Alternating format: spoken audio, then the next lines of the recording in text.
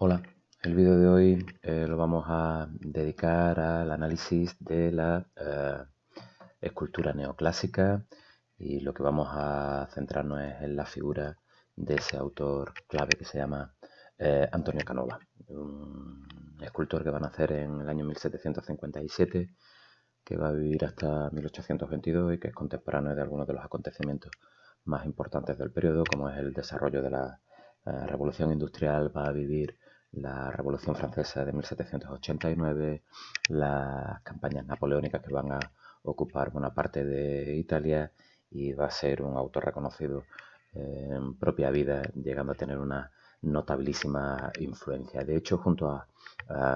Joachim Winckelmann y Jacques-Louis David, posiblemente sea uno de los tres más importantes autores que vayan a contribuir en el desarrollo y en el protagonismo de este arte neoclásico. Un autor que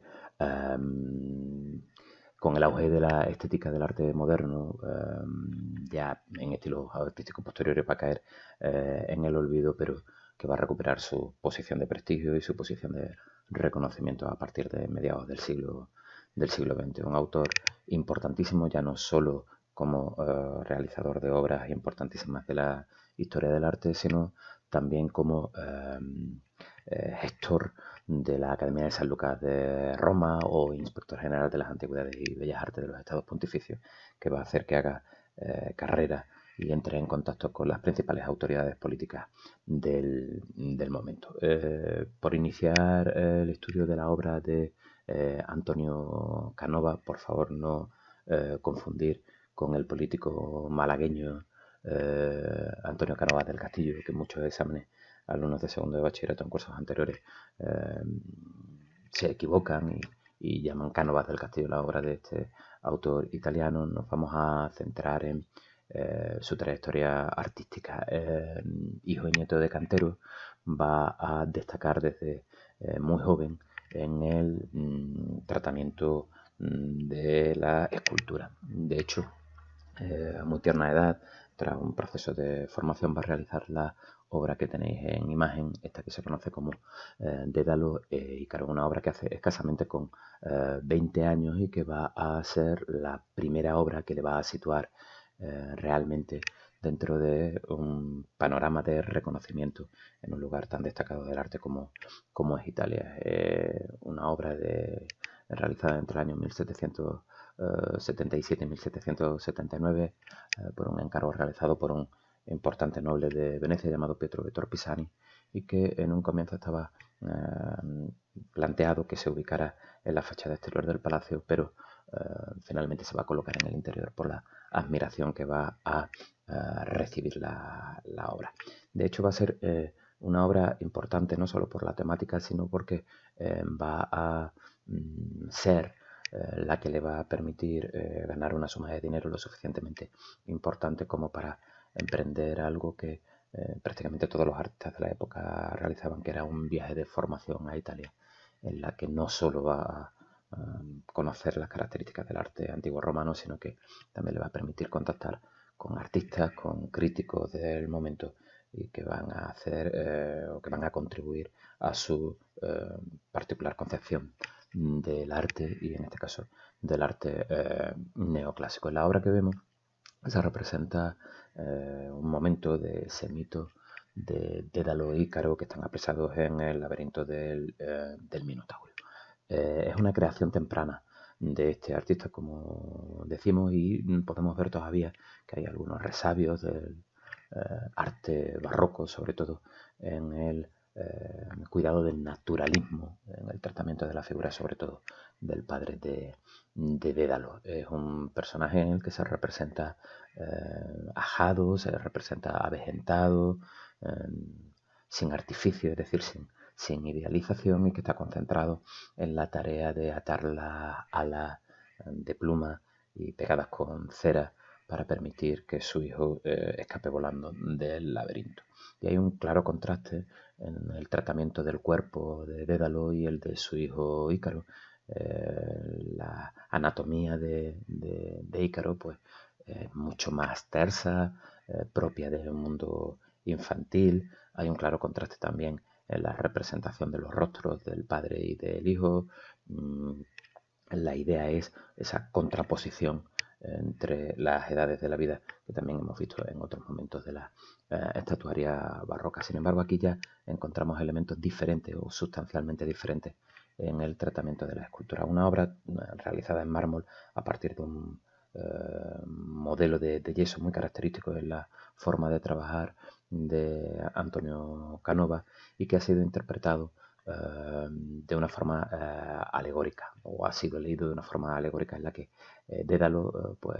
representaría al escultor como artesano y a sus pies pues aparecen los útiles propios de su oficio, el cincel, el martillo, y aparece representando a Ícaro, que sería su obra, en la que ubicaría pues esa ala,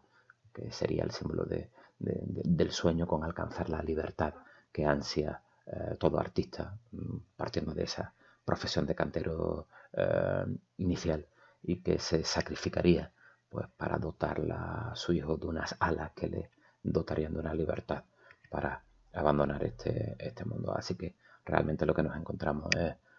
esa ilusión de dotar al trabajo del escultor del rol intelectual del arte que hemos comentado ya en muchos otros autores. No es una obra susceptible de salir en imagen en examen. La que sí es una de las obras importantes en la producción artística de Antonio Canova, y que podría salir perfectamente en el examen, es esta que tenéis aquí en imagen, que es Amor y Psiquis abrazado. Es una representación que se va a realizar entre 1787 y 1793 en mármol, y que en la actualidad se encuentra en el Museo del Louvre. Es una obra que va a realizar por encargo de un militar inglés llamado John Campbell, y que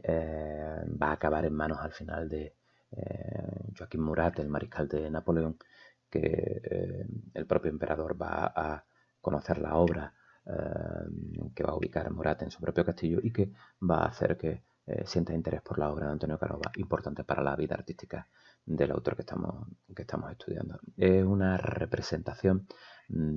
propia de la escultura neoclásica, en la que vuelve a tener importancia otra vez la temática mitológica, y aquí lo que nos aparece representado es pues el tema del amor entre Eros y Psique, representando el momento culminante de la leyenda, en la que el artista se va a basar en la obra literaria de Apuleyo, el asno de oro. Es decir, es una obra que se va a inspirar en el tema, en la tradición artística clásica grecorromana, y va a tratar de buscar la perfección de formas, en la que va a representar el gusto por el desnudo y la delicadeza de superficies propias del estilo del arte clásico. Según el propio Canova, conocemos que esta obra representa el momento en el que Eros, dios del amor, acude a despertar a Psique, que es la personificación del alma, de un eterno sueño en el que había quedado sumida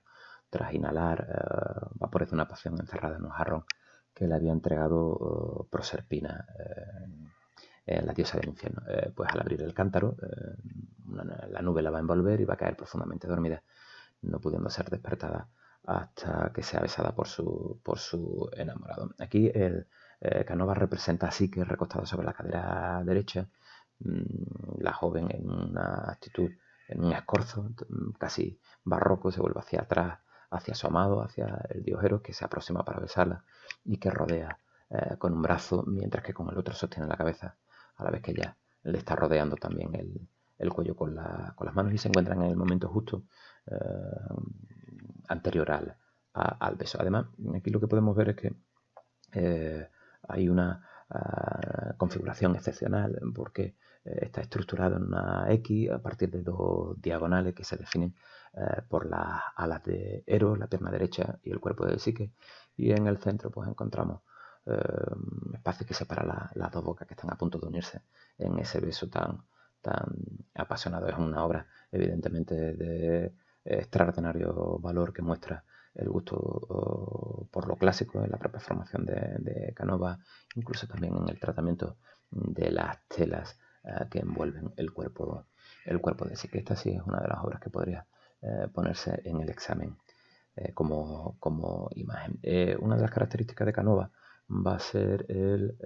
acabado tan lustroso que va a conseguir en los cuerpos de sus obras, y eso lo va a conseguir a partir de un tratamiento particular en la forma de trabajar del autor, que es patinar con piedra pomada. Así prácticamente pues evita ese aspecto que se ha acusado a la escultura neoclásica de ser esculturas frías, de poca transmisión en las obras de Canova, sí que se transmite y que no genera ni mucho menos esa frialdad. La imagen de la Naya del Museo Metropolitano de Arte de Nueva York tampoco es de las que pueda salir en el examen. Canova va a destacar también por ser un artista que va a trabajar pues para las clases más poderosas, para las principales autoridades políticas y económicas del momento. Va a trabajar también para el papado, los estados pontificios, y va a recibir el encargo de la realización de los sepulcros funerarios tanto de Clemente XIV y de Clemente XIII. La primera obra que se va a realizar es la de Clemente XIV, y la extraordinaria aceptación que va a recibir la obra va a llevar a que se le encargue también el sepulcro funerario para guardar los restos del Papa Clemente XIII. Y artísticamente destaca más esta obra, que es la que tenéis en imagen. La representación va a llevarse a cabo a partir del año 1792 y se encuentra también como tantísimas otras obras de Postín en la Basílica de San Pedro. La idea es que va a partir pues de ese planteamiento de estructura de sepulcro que hemos visto en distintos autores, desde Donatello pasando por Miguel Ángel hasta la realización de los sepulcros en el barroco con Gian Lorenzo Bernini, y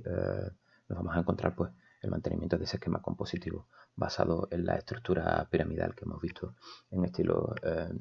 anteriores. Aquí aparece representado, arrodillado, sobre su sarcófago al Papa Clemente XIII, que está rezando y que se ha despojado de la mitra papal y la tiene apoyada justo delante del cojín en el que se encuentra arrodillado, y se piensa o se plantea que esta posición del Papa lo que representa es el respeto y reverencia hacia Dios. Lo que sí es evidente es el extraordinario ejercicio de realismo en la recreación de la figura del sumo pontífice. Pero más allá nos encontramos con otros elementos importantes dentro de esta realización del sepulcro. Nos encontramos con esta figura, que es la figura alegórica de la fe, que aparece representado con una mujer coronada de pie y que lleva en la mano derecha la cruz. Y en el lado contrario lo que nos encontramos es la representación del genio de la muerte, que es una figura que muy habitual en monumentos funerarios como este, de estilos anteriores, sobre todo especialmente en el barroco. Lo que pasa es que se solía representar con una forma alegórica, en forma de esqueleto. Aquí, sin embargo, como veis, aparece representado con un personaje bello, con alas, con una posición lánguida, con una mirada dulce, y es una figura fundamental para entender el mensaje de la obra que propone Canova, porque la idea del aspecto agradable del genio de la muerte lo que pretende es transmitir la idea de una idea de tranquilidad, de que con la muerte lo que se alcanza es la paz perfecta de la eternidad. Así que la pretensión del artista es crear una síntesis de la belleza, la muerte, esa idea tan presente en la tradición artística de corte clásico. El conjunto se completa con estas dos figuras de leones que flanquean el acceso a la tumba, y lo que hace es aumentar, si cabe más, el tono monumental que posee todo el conjunto escultórico realizado íntegramente en mármol. Esta obra, o estas dos obras, mejor dicho, la de los papas Clemente XIII y Clemente XIV, va a abrirle las puertas al contrato con personajes o autoridades importantes dentro del panorama político europeo. Esta obra del sepulcro de Clemente XIII tampoco será susceptible de salir en el examen. La que sí puede salir en el examen como imagen, repito, es la del monumento funerario de María Cristina de Austria. La idea que va a representar Canova en este cenotafio, la idea que va a representar es parecida, no exactamente igual a la que ha representado en las tumbas de los papas. Aquí parte de una pirámide que tiene unas proporciones similares a la de una obra importante de Roma, que es la de Cayo Cestio, y alrededor de esta pirámide nos vamos a encontrar una serie de figuras alegóricas que representan las virtudes de la homenajeada María Cristina, que aparece aquí en este tondo central. Aquí lo que aparece representado es la piedad en el centro, aparece representado el león como símbolo de la fortaleza y la figura de y las figuras de las tres edades de la vida que aparecen tras la piedad. En este caso aparece una joven, una adulta y una anciano. También está representada la figura de la muerte, que exactamente igual que en el sepulcro de Clemente XIII, no aparece representada con un esqueleto, sino con la figura de un joven muy bello en esa idea de dulzura, de tranquilidad ante la muerte. También aparece representada aquí una serpiente enroscada que se muerde la cola, rodeando la imagen de la difunta y que suele entenderse como un símbolo de la inmortalidad. La escultura de la piedad, que es esta figura central, es la clave, porta una vasija en la que lleva las cenizas de la difunta y está introduciéndola al interior de la tumba. Sin embargo, si os fijáis, el tamaño de la figura es mayor que el de la puerta y está en ese proceso de agacharse, generando implícitamente una sensación de angustia en esa puerta que se abre hacia el interior, hacia ese vacío, oscuro. En cuanto a la representación, los historiadores del arte han aportado diversas interpretaciones sobre lo que quiere mostrar Antonio Canova en la obra a la que se acepta más comúnmente que se trata de representar en su conjunto una escena antigua de carácter romano en la que las cenizas se llevaban a las tumbas acompañadas por un cortejo de personas, por el cortejo de personas más cercano al difunto. Sin embargo, hay otros que piensan que Antonio Canova no quiso hacer solo un monumento funerario a la duquesa de Cristina, María Cristina de Austria, sino que lo que quiso plantear es una especie de lamento por la mortalidad propia de toda la humanidad, planteando la duda fundamental dentro de la cosmología, de la cosmovisión religiosa sobre qué hay en el más allá, aludiendo pues, a ese vacío incierto de la puerta en el centro, a la base de la pirámide. Es una de las imágenes importantes de la producción de Antonio Canova, así que esta sí que podría salir o que podría ser susceptible de examen. Al igual también que esta obra, posiblemente considerada por muchos autores como la obra maestra realizada por Antonio Canova, que es la representación de Paulina Bonaparte Borghese a comienzos del siglo XIX. Como hemos dicho, su producción artística hace que entre en contacto con las principales autoridades políticas del mundo y va a ser contratada por miembros de la corte imperial de Napoleón, incluso por el propio Napoleón. Aquí lo que aparece representada es la hermana pequeña de Napoleón, Paulina Bonaparte, que se va a casar con un miembro de la familia burguese y va a ser representada siguiendo los modelos de las Venus victoriosas de la antigüedad clásica, es decir, aparece representada recostada sobre un sillón, sosteniendo la cabeza con una mano apoyada sobre el cojín, la otra mano aparece recostada sobre la pierna y aparece representada en esa mano izquierda, si os fijáis, la manzana, en clara alusión pues al mito de París y la belleza de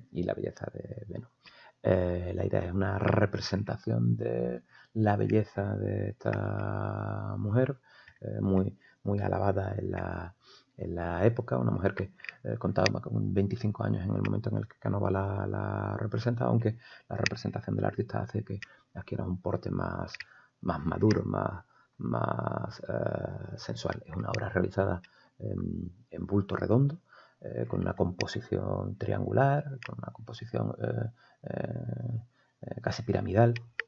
en la que el tratamiento del acabado de la superficie pulimentada a base de la piedra que hemos comentado, pues adquiere su máxima consecución, así lo podríamos decir. Permite que la luz resbale y que genere pues, distintas sensaciones en en el que contempla la obra. Evidentemente es una obra que no está destinada a ser representada, o mejor dicho, expuesta públicamente, porque la propia sensualidad y la belleza que desprende la obra de Canova va a hacer que sea mostrada al público en contadísimas ocasiones y que sea pues ubicada en el interior de las dependencias privadas de la familia. Estamos hablando pues la representación de la sensualidad de un cuerpo femenino y es considerada como una de las obras más importantes de la producción de Antonio Canova. Otra de las obras que podría salir en el examen es la representación de las Tres Gracias. Es una obra de Canova que hay dos versiones muy parecidas, extraordinariamente parecidas, y que han sido consideradas pues, como obra culmen también dentro de esta estética neoclasicista que estamos analizando. Aquí esta obra va a ser un encargo realizado por la familia de Napoleón, más concretamente por la esposa del emperador, por Josefina, y va a ser un grupo escultórico que va a estar basado en la obra de la Metamorfosis de Oficio, en la que aparecen representadas las Tres Gracias que ya hemos comentado, un tema recurrente en el estilo artístico, por ejemplo, del barroco, cuando lo hemos visto en la obra de Rubens, entre otros. Y aparecen representadas las hijas de Zeus, estas tres gracias, Eufrosine, Aglaya y Thalía, que nos representan la alegría, la hermosura y el encanto femenino. La emperatriz Josefina nunca va a llegar a ver culminada la obra, y es una obra que va a ser intentada comprar por un noble inglés, el duque de Bedford, pero que sus propietarios no van a vender, así que les va a encargar a Canova la realización de una segunda versión. En este caso el artista la hará entre 1814 y 1817. Aquí lo que destaca evidentemente es la realización en un único bloque de mármol, el abrazo en el que se funden las Tres Gracias y que contienen una alta carga erótica, aunque no cae en la vulgaridad en la realización de la obra. El trabajo técnico es exquisito, reproduciendo la piel tersa, bella de las gracias, y ese acabado que hemos comentado, ese acabado pulido, que es uno de los símbolos de identidad de Antonio Canova. Para inspirarse en la realización de estas obras, además de la Metamorfosis de Ovidio, va a acontecer un hecho importante dentro de la vida de Canova. Va a, como legado pontificio, va a visitar Inglaterra, y allí va a ver las obras que van a ser llevadas desde Grecia, los mármoles del Partenón que habían sido trasladados al Museo Británico y que van a llevar a Antonio Canova a reconocer la extraordinaria valía de las obras